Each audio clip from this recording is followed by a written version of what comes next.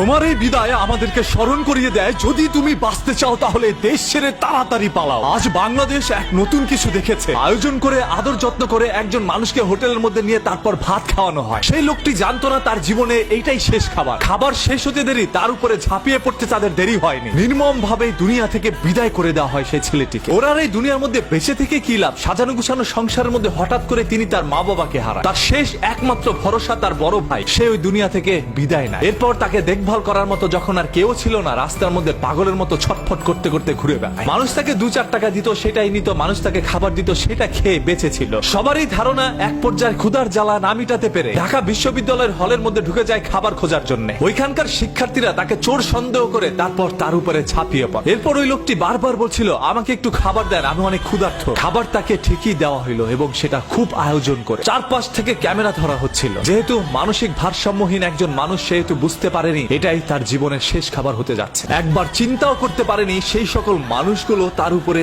এইভাবে ঝাঁপিয়ে পড়তে পারে। বাংলাদেশের ইতিহাসে হয়তোবা এরকম কোন মহর্ষ ঘটনা আগে কখনো ঘটেনি। আজকের এই ঘটনাটি আমাদের সবাইকে চিন্তায় ফেলে দিয়েছে। আসলে যদি আমরা বাঁচতে চাই তাহলে এই দেশ ছেড়ে আমাদের পালাতে হবে। এই দেশ আমার না, এই দেশের জন্মভূমি আমার না, এই দেশের মাটি আমার না, এই দেশের মানুষজন আমার না, এই দেশের কেউ আমার না। একটা সময় আমি আমার নিজেরও থাকবো না, আর তখন তাদের খেলনার পুতুলে পরিণত হব। এই ছেলেটির নাম হচ্ছে তোফাজ্জল। বরগুনার পাথরঘাটা এলাকায় তার জন্মগ্রহণ। তিনি একজন মেধাবী শিক্ষার্থী হিসাবে পাথরঘাটার একটি কলেজের মধ্যে ভর্তি হয়। এরপরই তার পরিবারের মা বাবা ভাই বোন সবাইকে হারানোর পরে পাগল হয়ে রাস্তার মধ্যে ছুটে বেড়ায়। এমন তো অবস্থায় ঘুরতে ঘুরতে তিনি ঢাকা শহরে চলে আসে, আর এটাই তার জীবনের শেষ সিদ্ধান্ত ছিল। আজকে ওকে যে আপনারা হসপিটালের মর্গের মধ্যে ফেলে রেখেছেন, ওকে নিতে কে আসবে? ওর তো পরিবারের কেউ নাই। যার এই দুনিয়ায় কেউ নাই, তার বেঁচে থেকেই বা কি লাভ? হ্যাঁ, আপনারা অনেক ভালো কাজ করেছেন ভাই, ওকে দুনিয়া থেকে বিদায় করে দিয়েছে। আজ ওর পরিবারের কেউ নাই, ও একা হয়ে গিয়েছে। আজকে ওর দাফনটাও হয়তোবা একাকিত্বর মাঝখান দিয়ে যাবে। তবে হ্যাঁ, আজকে তার পরকালে সবার সাথে দেখা হচ্ছে। ওর জন্য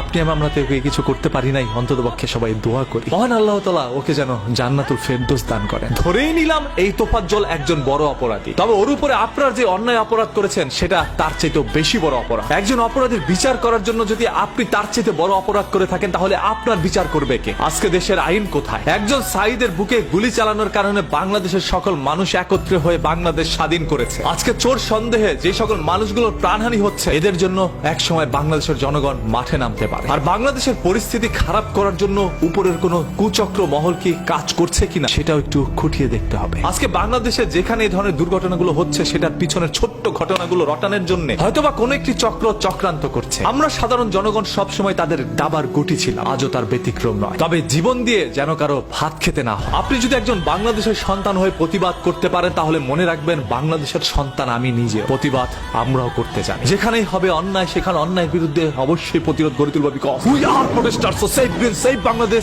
with me every time anywhere. ধর্ম নিয়ে কেউ যদি বাজে কথা বলে, তাহলে তাকে সুযোগ দিতে হবে, কারণ ধর্মবর্ণ নির্বিশেষে আমরা সবাই মানুষ, আর মানুষের চাই সর্বদা মানুষের পাশে দাঁড়াতে। এটাই তো আমাদের একটি নীতি হতে পারে। আজ কেন এই দেশ এরকম হয়ে যাচ্ছে? যে যা পারছে তাই করছে। দেশের মানুষের কি মানবিকতা হারিয়ে ফেলেছে?